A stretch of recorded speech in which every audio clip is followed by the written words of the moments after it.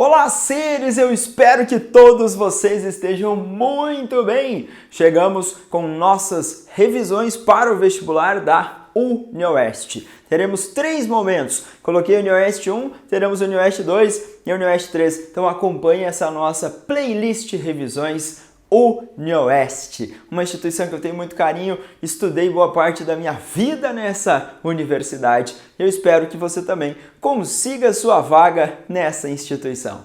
Antes de começarmos, convido você a se inscrever no nosso canal se você já não é inscrito, ativar as notificações para a nossa aula chegar o mais rápido até você e deixar o seu like, que isso apoia muito o nosso projeto. UniOeste, Biologia Celular, Histologia, Embriologia são os tópicos dessa aula para vocês brilharem. Mas eu peguei aqui o recorte da estrutura da célula. Quando nós olhamos para uma célula, nós poderíamos lá ter as células procarióticas e eucarióticas. Então eu vou focar aqui nas células eucarióticas, que de uma maneira geral, geralmente são maiores, têm maior quantidade de material genético, têm um sistema de endomembranas ou membranas internas, inclusive individualizando o material genético ali no núcleo das células. Eucariotos com núcleo, os vegetais, os animais, as algas, os fungos, os protozoários são seres eucariotos. Você vai ter compartimentos aqui ou espaços e nós temos funções específicas. Uma das coisas marcantes no tópico e edital da UniOeste é síntese de proteína, produzir essa proteína. Você tem estruturas aqui dentro chamadas de ribossomos, que podem estar associadas ao retículo, formando o retículo endoplasmático rugoso. Pode ter ribossomo no interior das mitocôndrias, lá nas células vegetais, no interior dos cloroplastos, também os ribossomos. E você tem ainda ribossomos livres aqui no citosol/citoplasma. E eles são responsáveis pela síntese de proteína. Então pode aparecer o ribossomo, pode aparecer o retículo rugoso, realizando a síntese de proteínas. Ok, para sintetizar, ou seja, produzir a proteína, você precisa de uma informação que está contida no DNA, o ácido desoxirribonucleico, um tipo de ácido nucleico, um composto orgânico importante nas nossas células. Esse DNA tem 2 fitas de nucleotídeos e uma das fitas serve de modelo para ser transcrita e produzir um RNA, e nesse caso eu chamarei de mensageiro. Lembrando que você tem na célula RNA mensageiro, ribossômico, transportador, como os mais famosos para a sua prova, além de outros tipos. Mas aqui, a transcrição consiste na passagem da informação do DNA para o RNA mensageiro. Existe uma enzima chamada RNA polimerase, vai fazer a leitura de uma das fitas e produzir um RNA mensageiro. Nas células eucarióticas é produzido um pré-RNA mensageiro, que tem sequências chamadas de introns e exons. E os introns são retirados num processo chamado splice, que ocorre ainda no núcleo das células eucarióticas. Retirou os introns, sequências não expressas. Deixou só os exons, sequências expressas. E aí formou um RNA mensageiro funcional. Ele saiu do núcleo, vai para o citosol e pode se associar a esse ribossomo do retículo ou ribossomos livres no citosol. E ali você tem ribossomo, RNA mensageiro, vai chegar o RNA transportador carregando o aminoácido e a síntese de proteína vai rolar. Lembrando que essa síntese de proteína aqui, ela está associada a essa palavrinha, tradução. Traduzir, você tem RNA mensageiro, 3 letrinhas, códon. RNA transportador, 3 letrinhas, anticódon. E aí posiciona o aminoácido na proteína. Tinha até aquela tabelinha do código genético. Código genético, relação do códon e o respectivo aminoácido para colocar essa proteína. Então a prova da UniOeste pode falar em expressão gênica. Expressão gênica, DNA, RNA, proteína. Nós temos aqui o dogma central da biologia. DNA para RNA, transcrição, RNA proteína, tradução. Essa síntese ou produção das proteínas precisa dessas informações maravilhosas. Proteínas famosas, insulina é um hormônio que reduz a glicose na corrente sanguínea, é uma proteína. Actina e miosina, proteínas contráteis das células musculares. colágeno, uma proteína de suporte e sustentação na nossa derme, nos ossos, nas cartilagens. Então você tem várias células importantes para produzir essas proteínas, e as proteínas são os compostos orgânicos mais abundantes, são os compostos orgânicos mais diversos. Você tem milhares de proteínas na natureza. Lembrando que essas proteínas podem se diferenciar pela quantidade de aminoácidos, sequência de aminoácidos e tipo de aminoácidos devido às informações contidas no RNA mensageiro. 3 letrinhas, sequência de 3 letrinhas, códon, posiciona um aminoácido. Se eu tenho 100 códons, eu vou colocar lá 100 aminoácidos se eu pensar que todos esses códons orientam aminoácidos. Mas você lembra que existem códons de finalização da síntese de proteínas. UAA, UAG, UGA são códons de fim, para dizer, olha, acabou a produção da proteína. Então, por favor, lembrança específica nesse tópico. Duplicação do DNA. O DNA é o material genético das células. Esse DNA, ele carrega informações. Ele pode ser transmitido de um descendente para outro. Lá nas células reprodutivas, nós teremos o material genético transmitido aos nossos descendentes. Esse DNA ele pode sofrer pequenas alterações que nós chamamos de mutações. Então a galera falou, poxa DNA, você é um material genético. Você consegue fazer cópias, você consegue organizar a síntese de proteínas, você pode sofrer pequenas alterações nas letrinhas e gerar variabilidade. Essas pequenas alterações nas letrinhas, na sequência de bases nitrogenadas, são chamadas de mutações. Você lembra que o DNA e o RNA são formados por nucleotídeos. Lá no nucleotídeo tem um fosfato, uma pentose e uma base nitrogenada. Então, eles são polinucleotídeos. Fosfato, bolinha, casinha, pentose, um açúcar de 5 carbonos, bandeirinha de São João, base nitrogenada. No DNA você tem adenina, timina, citosina, guanina. No RNA você tem adenina, uracila, citosina e guanina. Fosfato, pentose e base. No DNA a pentose é a desoxirribose. No RNA a pentose é a ribose. Então você tem diferenciações entre eles. A duplicação é um processo importante que ocorre durante a interfase. O DNA tinha 2 fitas. Vem a enzima helicase, quebra as ligações de hidrogênio entre as fitas, separa. E cada uma das fitas serve de modelo para produzir a nova molécula de DNA, que tem 2 fitas de nucleotídeos. A DNA polimerase é a enzima que vai promover a formação dessa nova fita. A duplicação é um processo, então, semiconservativo. Tem 2 fitas antiparalelas, separa, depois vem uma enzima, constrói outra e aí você tem a duplicação desse material genético. Fica com 2 moléculas. Um processo semiconservativo, conserva metade original. E aí, isso ocorre na fase S da interfase. A interfase é aquele período de preparação das células para divisão. É o período entre uma divisão e outra. Se eu olhar para essa interfase, a gente tinha uma divisão em G1, S e G2. E durante essa fase S, especificamente, ocorre a duplicação do DNA. Então era isso que eu gostaria que você pensasse nesse blocão célula inicialmente, informação. Dentro das nossas células, nós temos usinas produtoras de energia, as mitocôndrias. As mitocôndrias são estruturas importantes e aquela teoria da endossimbiose, lá na origem da vida, ela vai explicar a possível origem de mitocôndrias e cloroplastos. Já que mitocôndrias e cloroplastos têm dupla membrana, DNA, RNA, ribossomos próprios, eles poderiam ter sido procariotos, que viviam nos mares primitivos. A célula eucariótica em formação abraçou e direcionou eles para dentro. Agora, você vai associar a mitocôndria ao processo de respiração celular aeróbica. Mas cuidado! A respiração celular aeróbica tem 3 etapas. Glicólise em ordem, ciclo de Krebs ou ciclo do ácido cítrico e fosforilação oxidativa. nós temos na fosforilação uma cadeia respiratória, que é uma cadeia transportadora de elétrons, acoplada à síntese de grande quantidade de ATP. E o ATP, ele também é um nucleotídeo, mas esse ATP é uma molécula energética, é uma moedinha de energia, é sinônimo de energia nas células.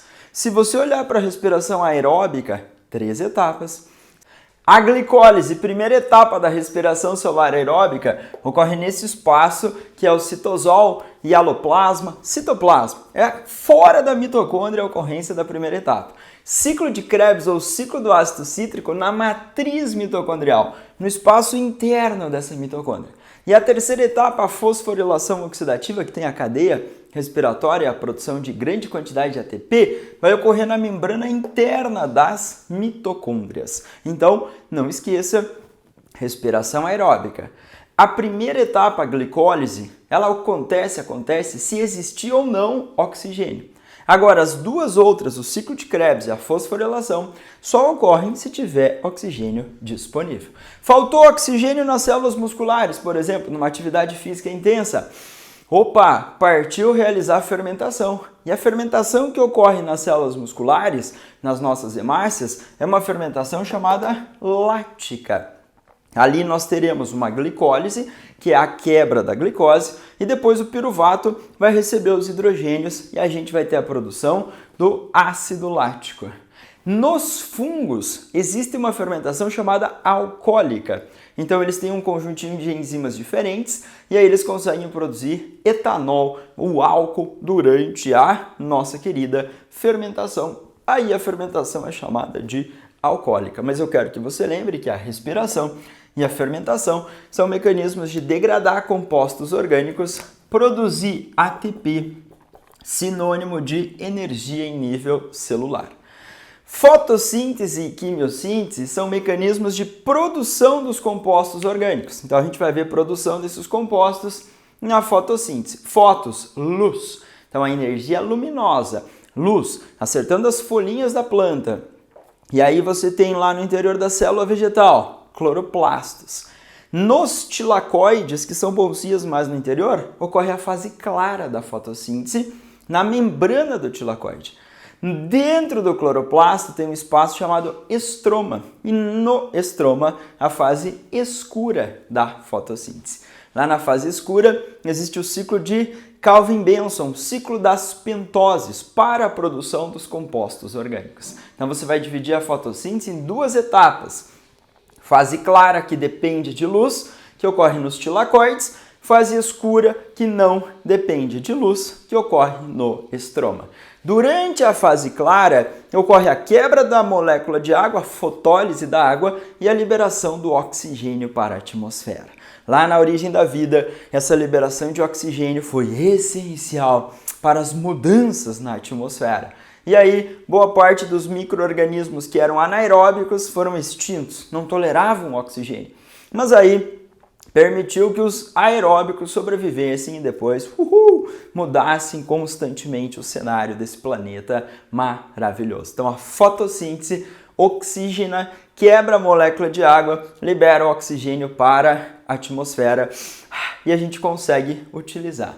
Os seres chamados de quimiosintetizantes também produzem os seus compostos orgânicos, só que eles oxidam compostos inorgânicos e produzem energia nessas oxidações. Essa energia é usada para a produção de compostos orgânicos, tipo bactérias lá do ciclo do nitrogênio, que tem essa capacidade, oxidar composto inorgânico, liberar energia e aí produzir composto orgânico. Então, fotossíntese e quimiossíntese são mecanismos importantes para a produção de compostos orgânicos.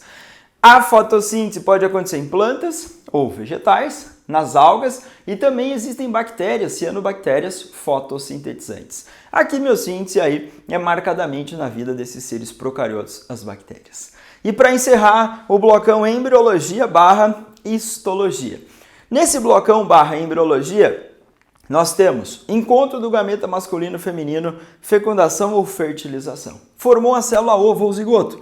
Essa célula ovo ou zigoto começou uma sequência de divisões mitóticas. Uma célulazinha formou duas, 4. e aí formou um maciço de células denominados de blastômeros. Eu escrevi ovo e ovo, me perdoem, mas aqui eu quero escrever blastômeros. Então esses blastômeros, eles compõem essa unidade chamada de mórula, um maciço de blastômeros.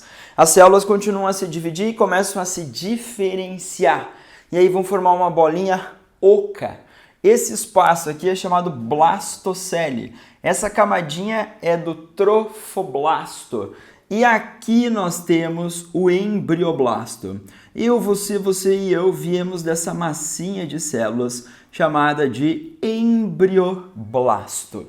O espaço interno, blastocele, cavidade da blástula. E aqui o trofoblasto, camadinha de células na parede dessa bolinha oca. Aqui um maciço de células. Essa blástula, nos mamíferos, é chamada de blastocisto. E é ela que vai fixar no endométrio uterino. Vai grudar no endométrio num período chamado de nidação e vai sinalizar depois para a gestação, liberando o hormônio HCG, beta-HCG e dizer gravidez, gravidez, gravidez. A gástrula é produzida durante a gastrulação. As células continuam a se dividir, se movimentar, migrar de diferentes maneiras e durante a gastrulação a gente vai ver a formação dos folhetos embrionários. Você tem a camadinha de células mais externa que vai formar o folheto chamado de ectoderme. Camadinha de células no meio que vai formar a meso e as mais internas a endo. Durante a gastrulação, também é formado esse espaço interno chamado de arquêntero ou intestino primitivo. E aí você tem a abertura desse arquêntero ou intestino primitivo, que era o blastóporo.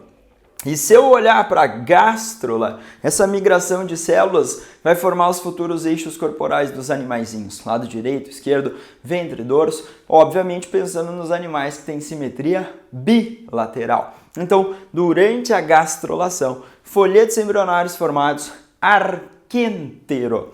E nos cordados, nós teremos a neurula representando a organogênese. Que você tem segmentação, gastrulação e organogênese como etapas gerais do desenvolvimento embrionário animal. Se pegar um embriãozinho cordado, cortar ele, você vai ver lá um tubo nervoso dorsal ou tubo neural, que eu chamei de TN. Você vai ver notocorda durante o desenvolvimento dos cordados. Essa estrutura, o tubo nervoso dorsal, surgiu da ectoderme. A notocorda das células da meso. Esse espaço aqui revestido totalmente pela meso era o celoma, um espaço que armazena órgãos. O folheto mais interno aqui, endoderme, vai limitar o arquêntero ou intestino primitivo que surgiu aqui na gástrula. Então esse espaço aqui, o arquêntero, continua aqui. Então nós teremos segmentação, conjunto de divisão mitótica para ovo, mórula, blástula. Continua a divisão mitótica e a diferenciação vai se intensificando. Gastrulação formou a gástrula. E aí os folhetos embrionários, esses folhetos embrionários arquêntero continuam. Ali você vai ter diferenciação dos folhetos, formação de tecidos e órgãos. Isso vai caracterizar organogênese. Por exemplo, a nossa epiderme surge do folheto chamado de ectoderme. Os nossos músculos, ossos, surgem da mesoderme. O nosso fígado, pâncreas, o revestimento interno do sistema digestório, intestino, estômago, esses órgãos, nós temos uma origem ali, vemos isso sendo formado a partir da endoderme. Então, durante a organogênese. Esses tecidos aqui que o Sost colocou vão compor o nosso organismo. E basicamente 4 tecidos compõem o seu organismo. Tecido epitelial, conjuntivo, muscular e nervoso. Tecido epitelial, ele tem origem a partir dos 3 folhetos embrionários, tanto da ecto, meso ou endo, dependendo do lugar que eu for estudar e analisar especificamente. Os tecidos conjuntivos têm origem na meso, muscular na meso e o tecido nervoso tem origem na ectoderme. Então, os folhetos embrionários vão se diferenciar, vão formar tecidos e órgãos durante a organogênese. Tecido epitelial, ele pode ser de revestimento ou tecido epitelial glandular ou secretor. Glândulas salivares, sudoríparas, sebáceas são exemplos de glândulas exócrinas. Produzem a secreção e liberam acima desse epitélio de formação. A nossa tireoide, a hipófise, são exemplos de glândulas endócrinas. Produzem a secreção e liberam no nosso sistema circulatório. De uma maneira geral, os epitélios, eles são formados por células justapostas, bem unidas. Eles são avasculares. O nosso epitélio aqui mais superficial, a epiderme, ela é estratificada, tem várias camadas celulares. O revestimento interno do nosso intestino é um epitélio simples, prismático, e as célulazinhas têm especializações lá que são as microvilosidades para aumentar a área de absorção dos nutrientes. Se nós olharmos para o revestimento interno da traqueia, parte do sistema respiratório, nós temos um epitélio pseudoestratificado ciliado. Então esse é o cenário mais assustador para a Unioeste, para você ter que lembrar dos locais. Conjuntivo é um tecido conectivo, ele vai dar continuidade, ele vai sustentar, ele vai preencher espaço, ele vai funcionar como reserva de substâncias, porque você tem uma variedade muito grande. Células como macrófagos, fazendo fagocitose, fibroblastos, produzindo fibras colágenas, elásticas, reticulares, que vão dar sustentação, vão ocupar espaços. E você vai olhar para variedades. Tem um tecido conjuntivo chamado propriamente dito, frouxo, denso. Por exemplo, na nossa derme, a nossa pele é um órgão formado pela epiderme, tecido epitelial, derme, tecido conjuntivo.